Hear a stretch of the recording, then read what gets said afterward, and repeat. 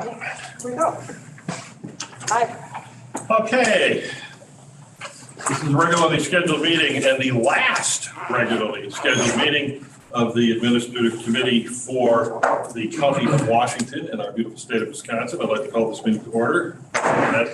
Join me for the Pledge of Allegiance. I pledge allegiance to the flag of the United States of America and to the republic for which it stands, one nation under God, indivisible, with liberty and justice for all. Thank you very much. It is our last meeting, primarily because the Administrative Committee and its duties are going to be rolled into the newly formed Executive Committee, just so you are aware. We have everybody here, well, we have one on Zoom, so wave, there you go. And who's missing? You just have one that's missing? Yes, Linda Garath is missing. yes, Excused. Is not here currently. Hopefully she will be wandering in soon. With that, we have before us a consent agenda, which are the minutes of February 9th, 2022. Look for a motion. I'll second that motion. Motion, Robert, to approve, second by Joe. Any questions, comments? Seeing none, all those in favor signify by saying aye. Aye. Opposed, no. Aye. Motion carried, thank you. Okay, we do have a discussion item, which is a fuel bid waiver. Who will be taking that information? Our finance director. Yes. Thank you very much. Please go right ahead. So everything is in the committee report that was submitted. Yep. Essentially, this is the same process that we did about 5 years ago. Just followed the same thing, did the updates to our data collection. Just asking if there's any questions or any other additional information not in the report that I can provide. I did read that and discussed it with a couple of members, so I'm pretty much up to speed on that. Were there any other questions by any of the members of the committee? Okay, well, this is just a discussion item. See, you've done your job so thoroughly. Now you want a question. Okay. With that, we have two action items. The first one, item 6A, a resolution for Washington County elected official salaries for sheriff and clerk of courts for 2023 through 2026. I don't know if anybody's going to discuss that or if I should just go into what I hope to make as an amendment. Todd, is this you? Sure. Please, go ahead. So committee reports in front of you. Bottom line, we're using the 75th percentile as we base our wages, past practice. At the end, the adjustments that are there are currently our sheriff is below the 50th percentile for the market. Our clerk of courts is at about just slightly above the 75th. And so what's in front of you is basically getting the sheriff closer to the 75th and then maintaining so that by the end of 2026, they are within a small amount of that 75th percentile for the market relative to the 9 counties we compare ourselves to. That's really what I've got. So open to any questions you have. I would like to make an amendment to this. We need a motion and a second first. Okay. Yep. A motion and a second to pass this? Or can we amend it before? You need- Oh, we need a motion and a second. You are, okay. Motion to consider this prior to amending it. Anybody wishing to? I can make a motion. Okay, Kara and Robert second. Okay, with a motion and a second, I would like to place an amendment. When we passed the 75th percentile rule, I was not of the understanding that this applied to elected officials. I think it's wrong to apply it to elected officials. These people weren't hired and put on as directors. I believe that the quality of the people that we are hiring, our directors, deserve to be in the 75th percentile, but that is not true as far as with elected officials. Not that they're not highly qualified, wonderful people, and they are, but they are running for these positions. Okay, there's competition. If they choose, they can leave because they just don't run again. Understand too that every one of us, all of us supervisors, and I've been on for 10 years, going for another, we actually have taken a cut because we have removed, transportation bennies. We've taken some of the other bennies that we've had and we've reduced them to the point where we've actually stepped backward in order to be as thrifty as possible as elected officials.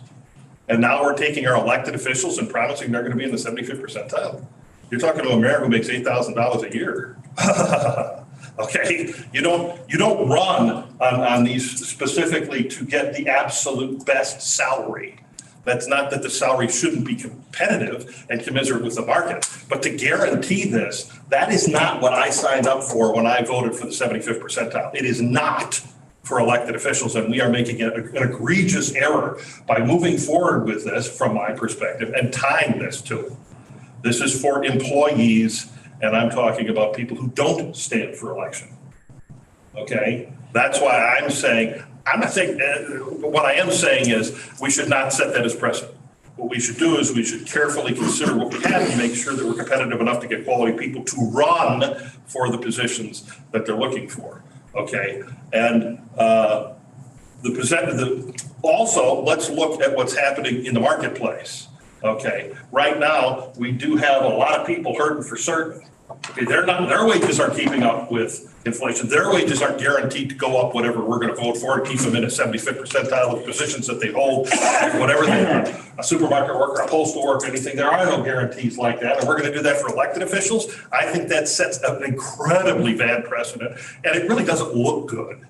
It just is not a time that I think we should be doing this. Therefore, instead of, when you look at this, with the sheriff going up in the 4 years, 6.5% in 23, 3% in 24, 3% in 25, 3% in 26.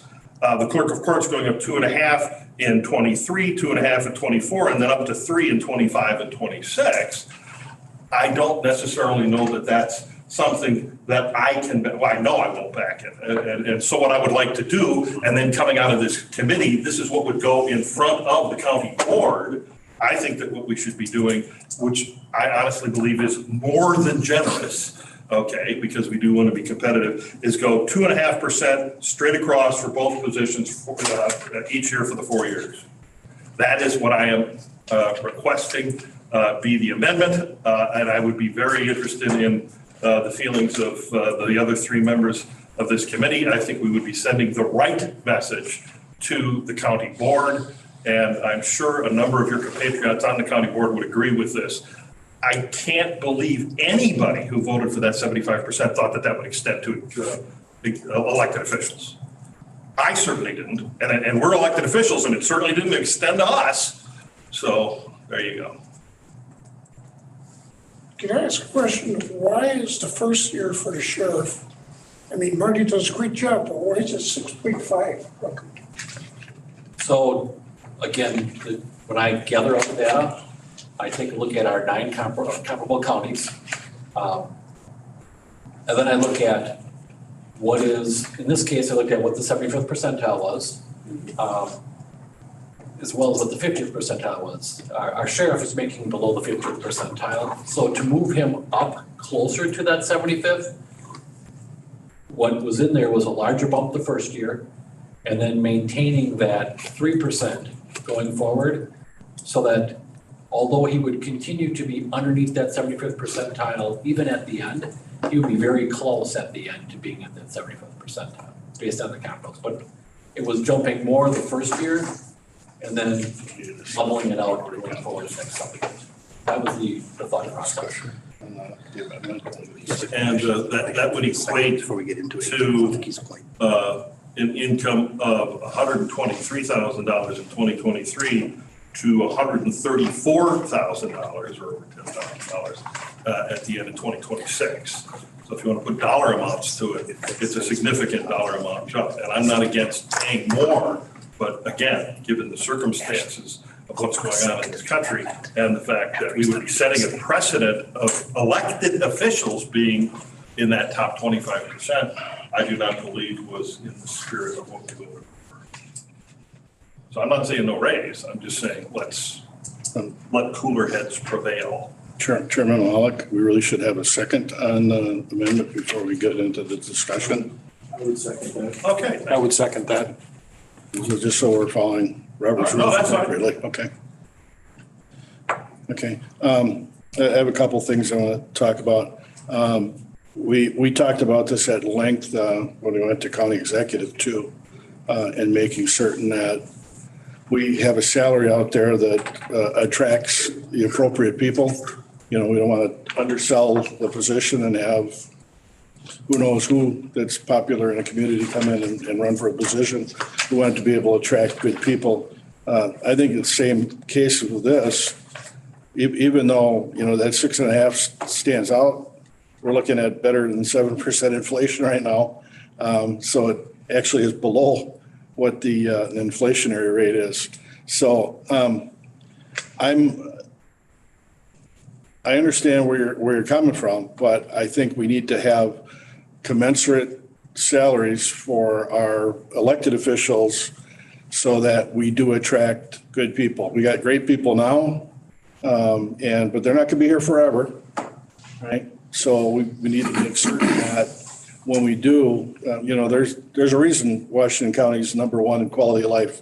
And it goes down all the way from our seasonal employees all the way up to our elected officials. So I think it's important that we attract and maintain a great staff. And I think we've got a great staff. And, you know, if you get good people, you got to pay a little bit to keep them. So that's where I'm at. I can understand. Joe, go ahead. I would like to know, if you know, where is that salary compared to, you mentioned 9 other? So our comparable counties Mm-hmm. are the counties that surround us, less Milwaukee. Mhm. So Waukesha, Dodge, Sheboygan, Fond du Lac, Jefferson, as well as Rock, La Crosse, and Walworth. And my understanding is that was established before I started, but based on tax base and based on population and so on, they're most similar to our counties. As to why those other 3 are included in there. No, my question is, like, the salary itself, how does that salary of that sheriff, let's just stay with the sheriff for conversation, how does that compare currently to the sheriff of Jefferson or the sheriff of La Crosse, you know, to what they're currently making? Is it way down? Are we way down that we need to bring it up so that it's comparable to those? Or are we there and we're just trying to get the 75%? Sure, that makes sense? So in looking at those 9 counties, and I don't memorize all those numbers, what I would tell you is that there was probably about a $35,000 range from top to bottom. Mm-hmm. We're below the 50th percentile, and at the 50th percentile, we are probably the 50th percentile is probably, I would say 8,000 below what the top end is. I mean, it's significantly below, and so I guess depending on the counties you're comparing yourselves to, that's why we use the surrounding as well as all those others. Again, that's the data that we have. So what you're saying is that the 75% percentile, 75% is all the comparable sheriffs and clerk of courts within the community. So obviously the clerk of courts is not that far underpaid because we went 2.5, right? I'll go as the chair of this. I think the word underpaid is inappropriate. Okay. Thank you. Below that 75 percentile of comparable counties for that position. So the sheriff is So in gathering paid this much less than that we're not looking at the midpoint, we're looking at basically 75%. So in gathering this data, it was not only what are these counties currently paying the people, where we're falling below the 50th percent for the sheriff, and the clerk of courts is at the 75th percentile, but then it's also based on what they are projecting, what's been approved for through 2026. So we're using factual data for what other counties are doing to say, how are we comparing each of those years It's not a guess. Okay, a couple of things. Bob, do you have anything you want to say? Well, I don't think that 6.5 is a good idea. Because I could see 2.5%, 3% tops. Now, I remember when I worked for the county, I remember we didn't get a raise, I think it was for a while, for 8 years. It was quite a long time, you know. Tara? Any comment? I just want to make sure because I've got a few other thoughts and I don't want to just keep jumping in without giving everybody a chance. Yeah, to be honest with you, I'm struggling with this one. Because, you know, I understand the 75%, that's kind of our goal. At the same time, I understand where you're coming from in regards to, you know, the elected official position, et cetera. But I also look at what that individual is doing in a position. And I'm thinking that maybe there is a compromise that could be had in that. Right. You know what I mean? Versus a big jump. And then, you know, because again, a typical merit increase, if it's earned, is, you know, anywhere from 2 to 4%, right? So to me, 2.5 to 3% typical, that makes sense. If somebody is in a position of said authority, has quite a bit of different job duties that they have to maintain. And to Don's point as well, we want to make sure that we're competitive. Like I said, I think that there should be some type of, like I said, compromise in here versus a low or a high, if that makes sense. Well, to me, low is 0. Okay.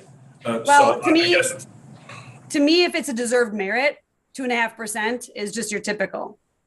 Okay, well, I can understand. The other ones that we were looking at is 3. We're not talking about this huge haircut. Yeah, I think it's a bit disingenuous what the county board chair brought up in comparing, you know, we have wonderful people, they should be paid and everything. If you are elected to the mayor, or excuse me, to the sheriff of Washington County, okay, and you don't think you're making enough, you don't move to Fond du Lac and say, I'm now going to run for the sheriff of Fond du Lac County. That's usually not the way it works. This is very different. Okay, so please, let's keep that in mind. Okay, if you're living in Washington County and you want to be the sheriff of Washington County, then that's where you run.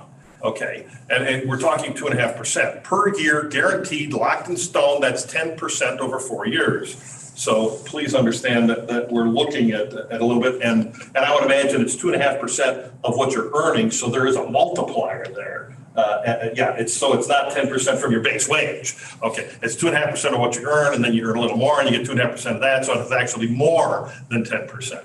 So, and again, there are a lot of people, because of what's going on in this country, that are getting no raises.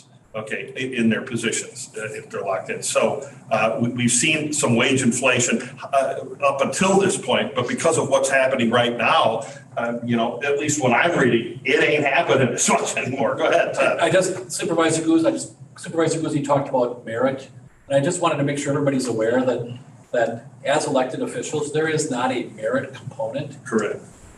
We are statutorily required to establish what the compensation is going to be for the term of office prior to people pulling papers to run for that office.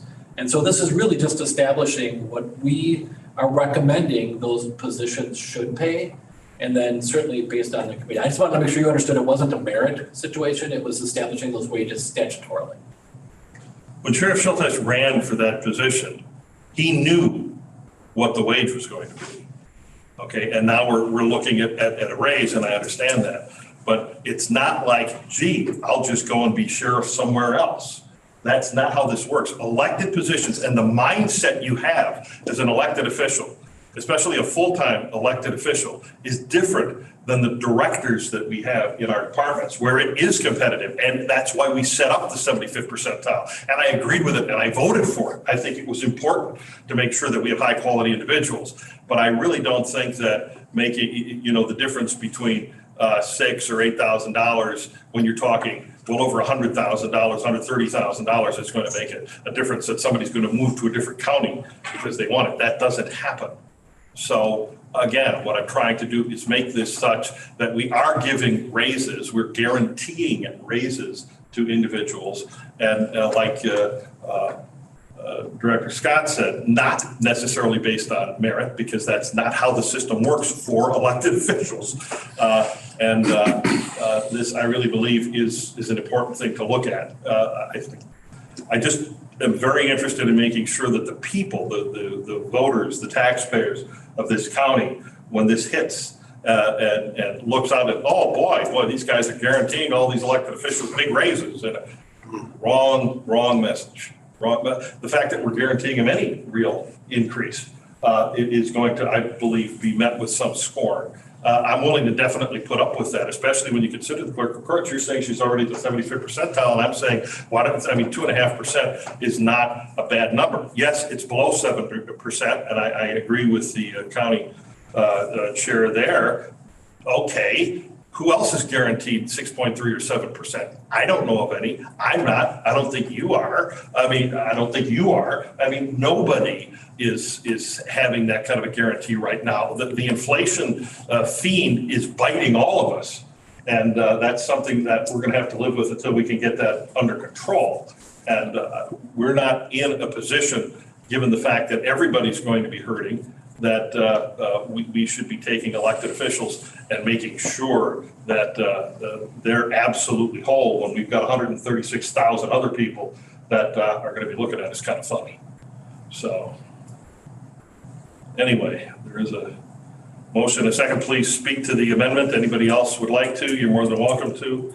My amendment again is to take the percentages for both positions and put them at 2.5% per year. So we're guaranteeing a raise every year, which will amount for well over 10% if you have the multiplier figured out over that term. That's what I'm putting forward as my amendment to this. Any other questions, comments, concerns? Hearing none, I'll call for a roll call vote on the amendment. All those in favor signify. I'm Tim Mahalik, aye. Aye. Bob? Aye. Joe? Kara? Aye. Thank you. Unanimous vote. Thank you. Appreciate it. Okay, with that amendment, we now go to the resolution as amended, the Washington County elected official salaries for sheriff and clerk of courts 2023 through 2026. We have a motion and a second. We've passed the amendment. So any discussion on the amended resolution? Hearing none, all those in favor signify by saying aye. Aye. Aye. Opposed, no. Motion carried unanimously as amended. Action item 6B, the ordinance to amend section 49-4 relating to per diem compensation. And who is it you again? This is, we have our director of finance. Report right now, but. No worries. So everything was in your packet. The red line copy of the ordinance appears like there's a big change because we're pulling almost all of it out. However, I just want to point out or reassure you that everything we're pulling out has already been incorporated into the travel policy.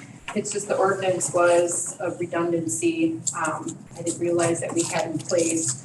When we make updates to the amounts or any of the other policies within the policy, the ordinance wasn't being updated. There aren't any significant differences between the two, and there's really no financial impact because it's not changing anything that we're currently doing. It's just removing the redundant language and keeping all the information for travel reimbursement into the policy that we've had now in place since, I think, 2017. If there's any questions, I can help answer those. Anybody have any questions? Bob, Joe, Aaron? No? Okay. It's great it's in a policy rather than, it's, policy is easier, it's cleaner. Right. And, So I would ask for then a motion for the amendment to section 49-4 relating to per diem compensation as expressed in the report put forward by our Director of Finance.